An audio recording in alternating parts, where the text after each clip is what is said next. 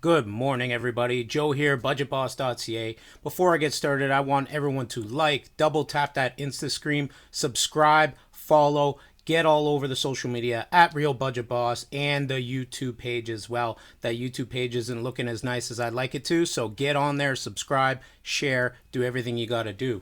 So I'm jumping on. It's the new year, and what I wanted to do is talk to you guys about the post I released yesterday, my top 10 money goals for 2021. Now, as we all know, 2020 was a dumpster fire of a year. Some people had good years, some people had bad years, but the majority of people had really bad years. The optics of the year were bad. The money of the year was bad. Jobs lost. Obviously, pandemic hitting everyone hard. People lost loved ones, which is terrible. Businesses going under. This is a terrible thing. So I want to release a post that can get us all in shape for 2021. Because the one thing that we do know about 2020, that clock hitting midnight on December 31st last week, that's not going to change much. What we need to do is adjust and change ourselves. So I want to release the post, show people some money goals that can get us in the right shape money-wise in 2021 while everyone else is sorting out this pandemic thing. So wear your mask, but get your money in order, okay? So let's take a look right away. This was viewed by quite a bit of people already. In one day, we already got 100 views on this post, which is pretty awesome. My top 10 money goals for 2021. Now let's jump right into it. Goal number one. This goal is a controversial one for some reason, but in my opinion, it is not. Make more money. Well, how? How do I make more money? The thing is about it is everyone should have the goal of making more money. I don't know where society went where people thought that people who make more money are all of a sudden evil.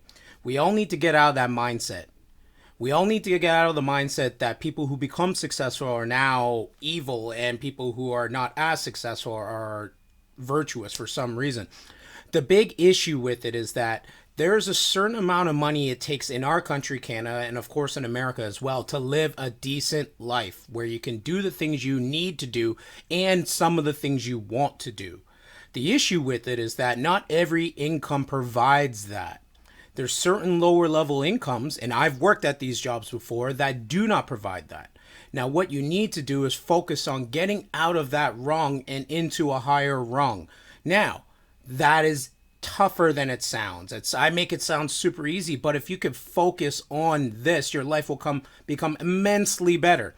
We all want that comfortable lifestyle where we don't have to worry about bills coming in and out every month. And a huge portion of our society does have to worry about these things. Now that sucks. I've been there. I've worked at menial jobs that didn't pay much. I've been fired for these jobs for no reason at all. I've been laid off. I've had these places go under. I've been on assistance. I've been evicted. So you can't tell me that I don't understand what it's like in these lower levels of society in terms of income.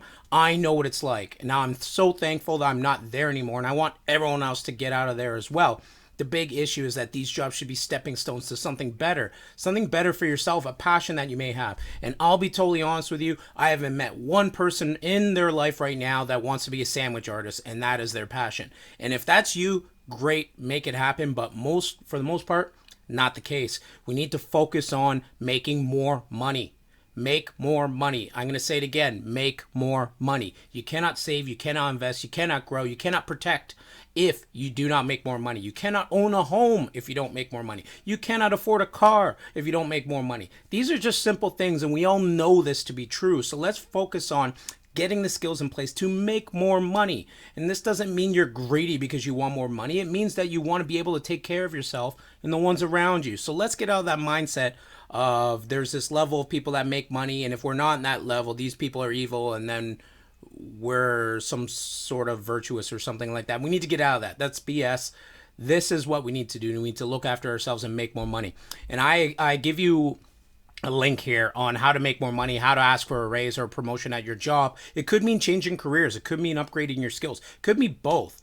And there's a lot of people in industries right now that are not going to recover for a long time. Service industries are not going to recover for a long time.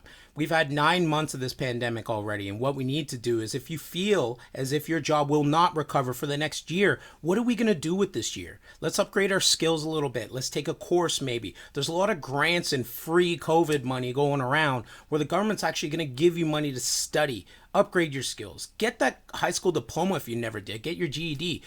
Get a college course, get a bookkeeping course, learn how to market social media, do whatever you got to do to pick up a side hustle or a hustle that might become your main hustle. And this is so key. And I'm not saying this from a level of, imballivity. I'm not saying this in a level where I don't understand what it's like. I do understand what it's like, but I also don't like being there, and I don't want you to be there either. So upgrade those skills, make more money, put a focus on that this year. And if it means that you're on assistance right now, focus on getting off government assistance, COVID assistance. You have to get off of that because that only gives you the basics.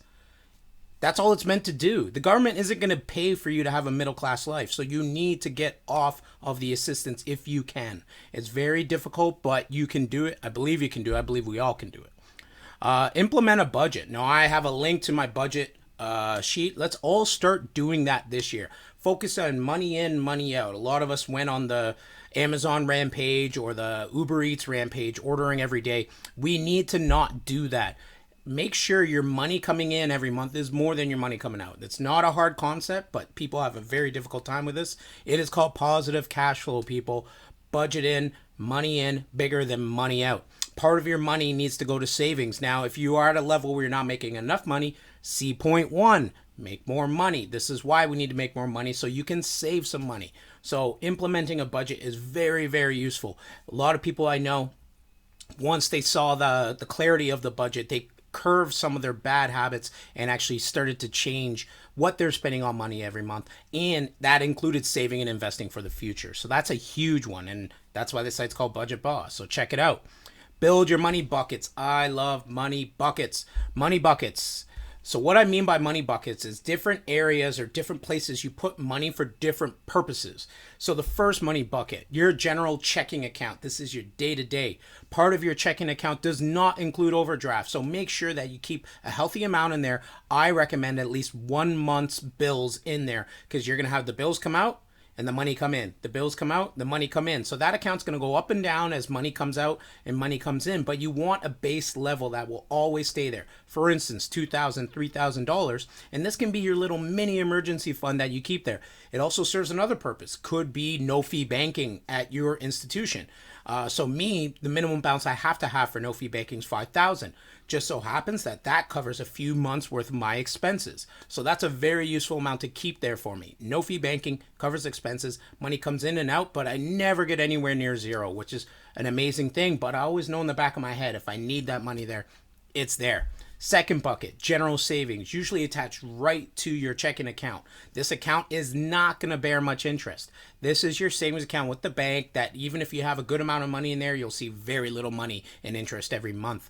The reason why you have this money there and instead of gaining mass amounts of interest or growing with the market is because it's easily accessible. Now, this is your 3 to 6 month emergency fund. Growth is not the purpose of this account. This account is there for convenience. So your 3 to 6 month emergency fund, this is your baby step 3 if you're a Ramsey follower.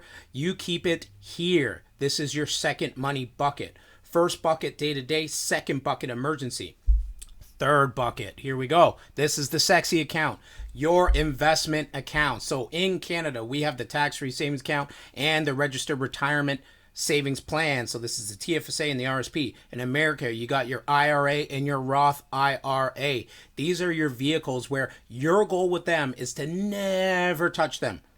They're there in case of emergency, but that would have to be a catastrophic emergency where you're losing your home. Something along those lines. Now, if you do everything correctly and you follow the 7 baby steps that Dave Ramsey puts forth, you'll never really be in that position. So I don't really foresee an issue with not touching these accounts. If you have the 3 to 6 month emergency fund, I tend to err on the side of 6 months. My emergency fund is in fact 1 year because of the nature of the business I'm in. Income can be sparse at times, but it flows in at other times. The big thing about it is that these investment accounts need to be left alone. And the reason being is because you don't want to have to pull for them when the market is down. For instance, if you had to pull from your investment accounts this past March, what would have happened is you would have been taking money out at a loss. This is very, very bad. You do not want to do that. You want to make sure that you're letting the market do its thing and you're not pulling out at inopportune times. The plan is the plan, and the plan is long term for these investment accounts. So this is what I mean by your 3 buckets. And if you follow these buckets, if you implement the buckets, you will actually become very, very wealthy and hit every goal that you have, including a healthy, wealthy retirement. So create or continue the COVID cutbacks. The COVID cutbacks. We can't go anywhere, and we are back in lockdown. Lockdown. And let's be totally honest, it's not changing anytime soon.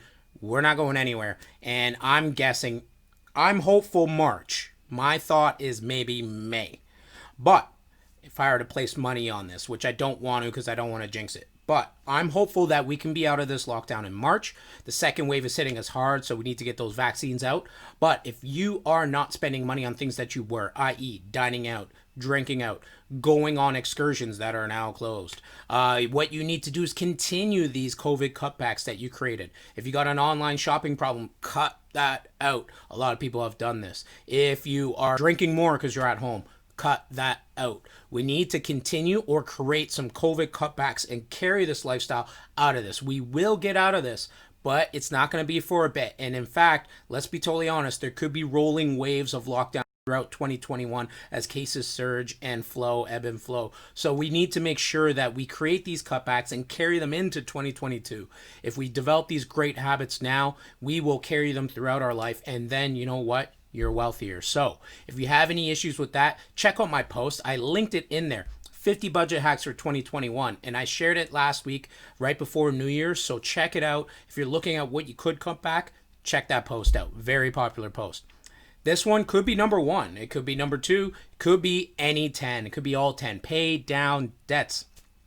This is obviously very difficult if you don't have much money right now because you're laid off work or you're on assistance because of that.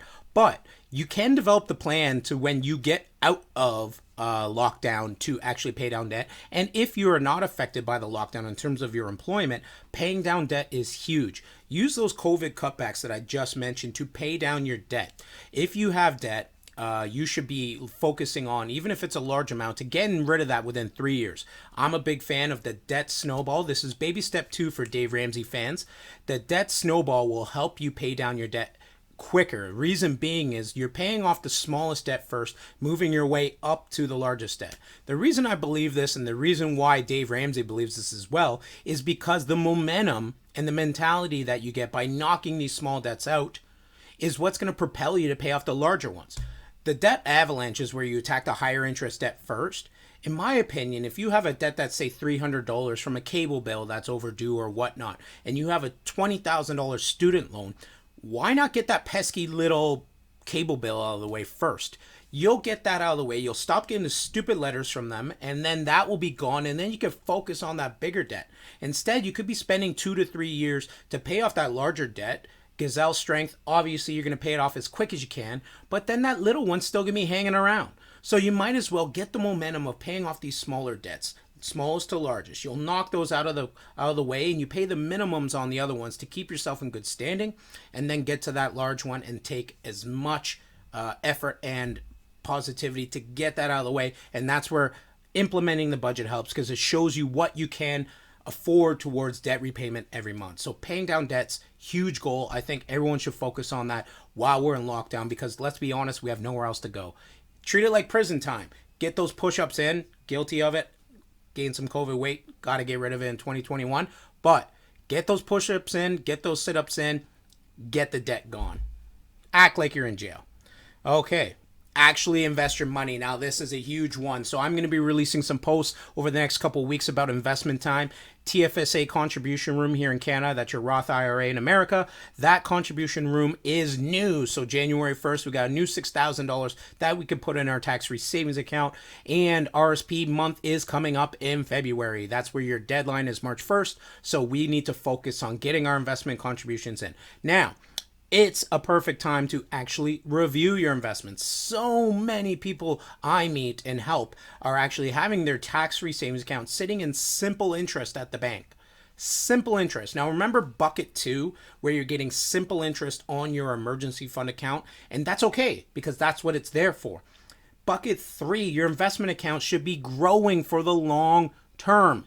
If obviously you're not in retirement. If you're heading towards retirement 5 years or more, this is a long-term outcome. So you need to make sure that this account is actually invested in something. You are losing time and money, and you're wasting the power of compound interest. So make sure you're reviewing your investment accounts every year to see performance.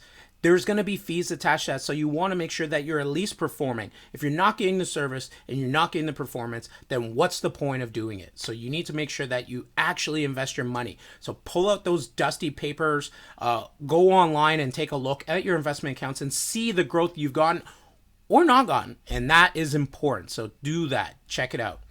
Protect your life. I am so passionate about life insurance. I want everyone to have life insurance. And the reason being is this. It's about growing up. We take responsibility for our lives. We take responsibility for our death. And we do not leave anything behind to anyone else.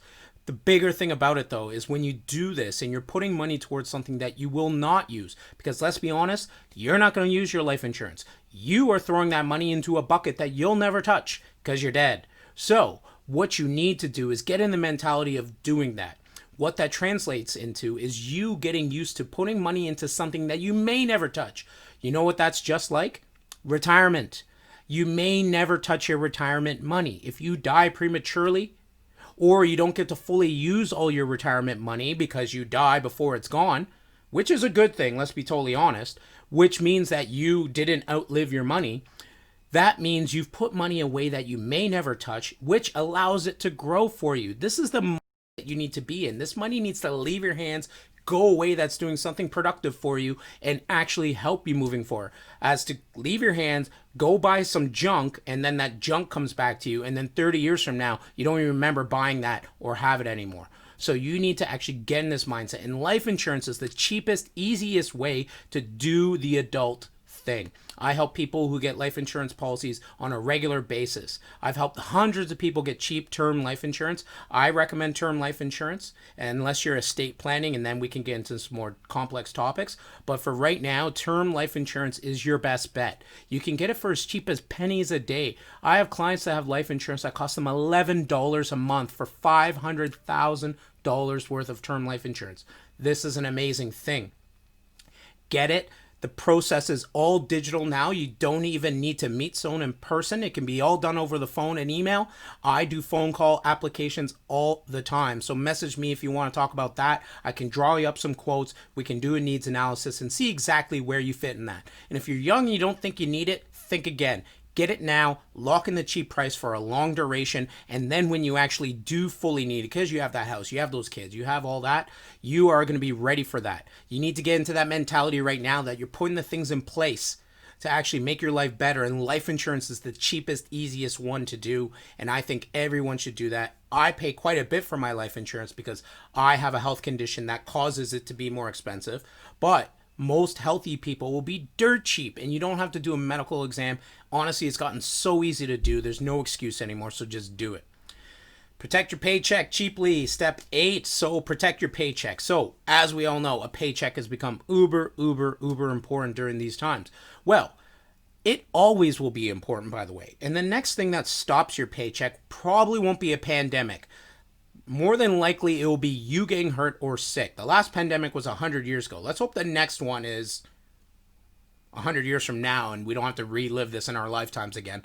But when you actually get hurt or sick, your paycheck will stop if you do not have income protection. And that's disability and critical illness protection. You are not going to succeed. The big thing about it is that your paycheck stops completely, you're going to have to go on EI, employment insurance. And what that only does is pay 50% of your income. And if you look at your budget, which you are now doing because that's our goal for 2021, could you survive on 50% of your income?